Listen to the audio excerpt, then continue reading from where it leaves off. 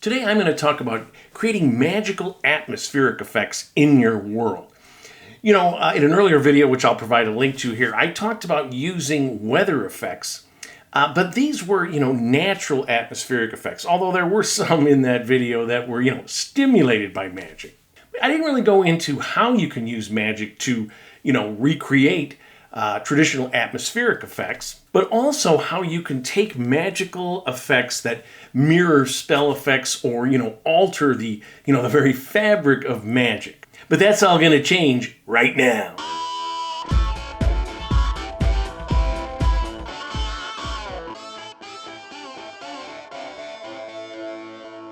Hello again, folks. KR King here, helping you homebrew your own D&D campaign. And before I start, I just want to acknowledge that a week or so ago, I went over 1,000 subscribers. This is something that I, hadn't really thought I was going to do when I started this channel, but I just want to thank all my faithful viewers for giving me that support. I also did a poll recently asking viewers what kind of content they were interested in. I noticed that world building and creating encounters were the top 2 vote getters. And so in that spirit, in terms of world building and encounter design, I'm kind of combining them here with my ideas about magical atmosphere effects. And these effects, can include weather effects, but they're weather-like, they're exaggerated, they're in areas that wouldn't conform to natural phenomena. Here on Earth, it's the heat of the sun, which causes, different air to move back and forth in terms of hot to cold for an equilibrium, and also it evaporates water into the atmosphere and then back down. But magical weather effects have no relation to the physical laws of nature. You can have, a very isolated small area that magically has, hurricane force winds or Arctic conditions. And this magical force can affect the atmosphere in terms of spell effects to those creatures in this area, whether very small or some vast area. All right, so as always, I'm going to set up some templates that I'm going to use to describe some different parameters that you want to think about when creating magical atmospheric effects. And I'm going to use 3 basic parameters: the scale of the atmospheric effect, the source of that effect, and the effect itself. So I'll start with the scale of the effect, which is just the size of the area that it covers. And when I was setting this up, I realized, I'll just use the same descriptors that the D&D manuals use for the size of creatures. So what does that translate to in terms of area? Well, tiny might be a single room. Small might be, a series of rooms or a small structure. Medium could be a village or town. Large could be a single 6-mile hex. Huge could be, hundreds of square miles. And then gargantuan could be, a continent or an entire plain. The thing about this scale is it's going to impact the logic of the source of this atmospheric effect. So if a single individual creates a darkness spell in a single room that you enter and it's always there permanent, that isn't as unrealistic as a darkness spell which covers an entire town or hundreds of square miles. And what you want to do is use this scaling logic to determine the source of an atmospheric effect that makes sense. So let's think about the sources that you might have for an atmospheric effect and see how these 2 templates kind of interplay. So you can have an individual, a group of individuals working together, some kind of item, an after effect or residual effect, a structural effect, and a deity.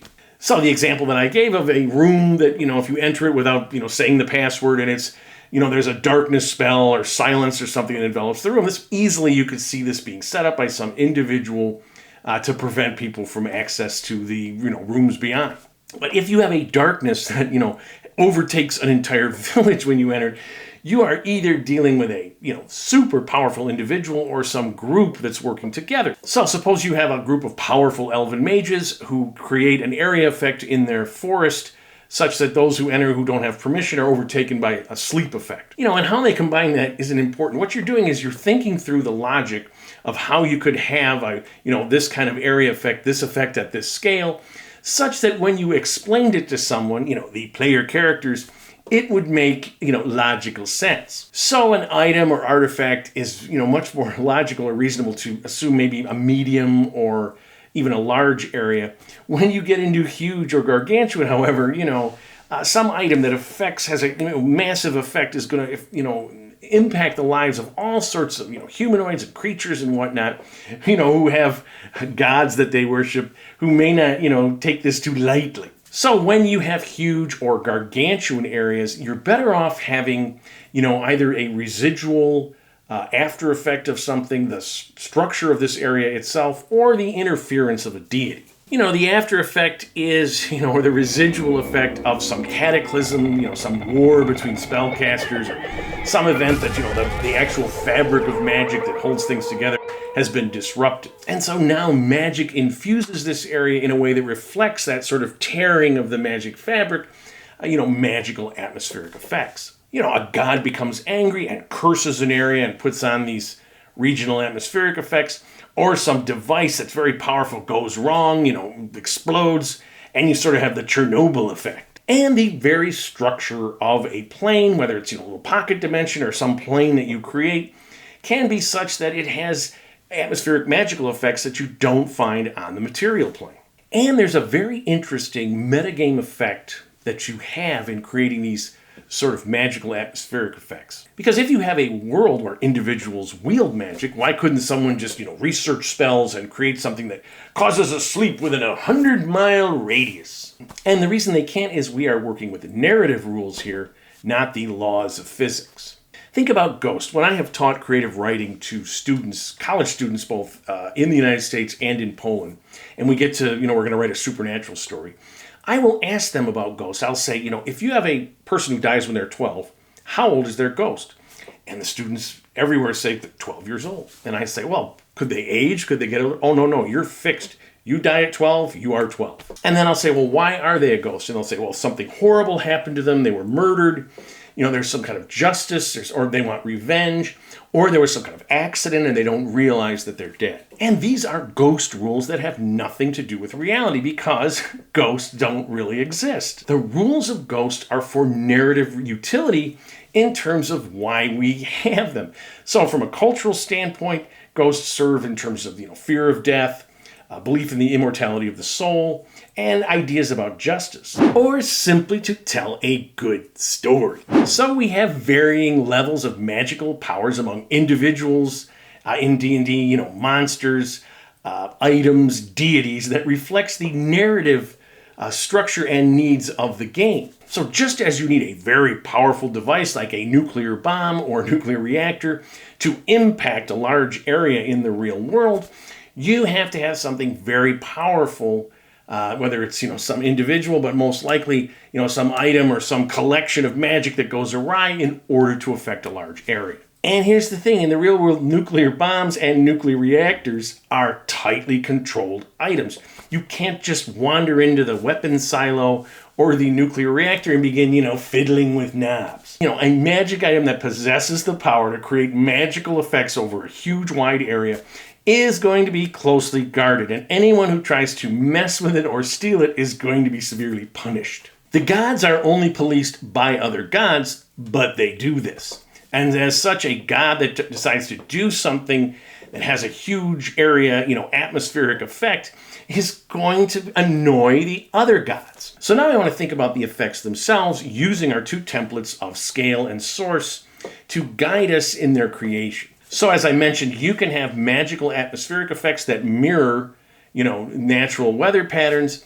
You can have atmospheric effects that mirror spells. You can have atmospheric effects that augment or diminish magic power, both divine and arcane. You can have area effects which cause random magical phenomena, both small and large scale. And finally, you can have some combination of these effects. So let's say you have a tiny area, a single room that some long dead wizard has put a permanent fog cloud in this room.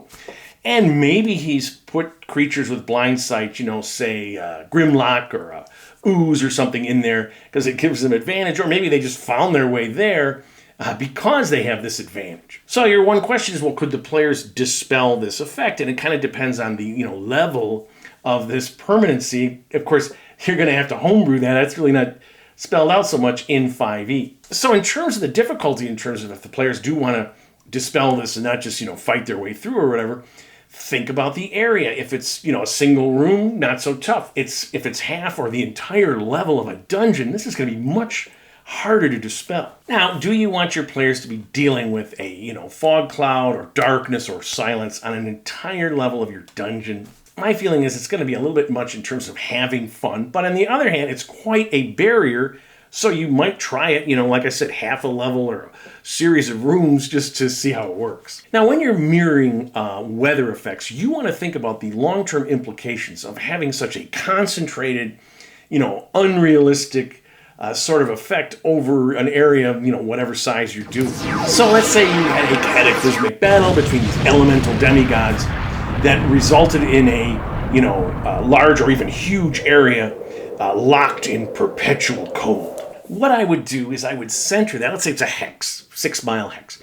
I would center the super duper, Antarctic plus cold at the center of that hex, and then gradually warm it up as you go to the outer perimeter. Now, I don't think I would surround this hex necessarily with jungle or swamp or something, but it's D&D, you could.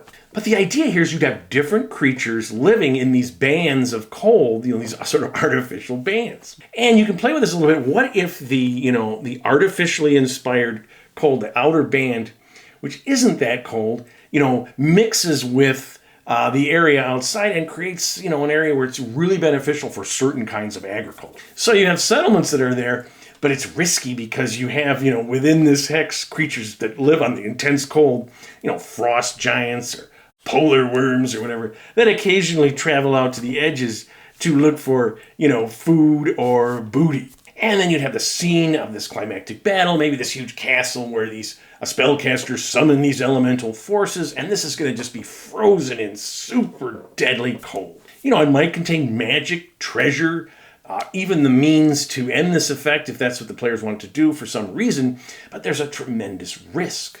All right, so when you have a magical atmospheric effect that mirrors spell effects, my rule of thumb is kind of an inverse relationship between the size of the room and the scale of the effect. In other words, the smaller the area, the more intense the spell can be. And also if you have, like I had the cold effect, such that in a smaller area it's very intense, and then as you radiate out, it gets less intense. So in a single room, anything goes, right? You could have a stinking cloud effect, the old 3.5 atmospheric pressure. You could have a reverse gravity or even a time stop effect. But as you get to larger and larger areas, you have to think about the operational implications of these atmosphere-wide effects. So let's say a group enters the, cursed forest that has, atmospheric fear effects and despair and whatnot.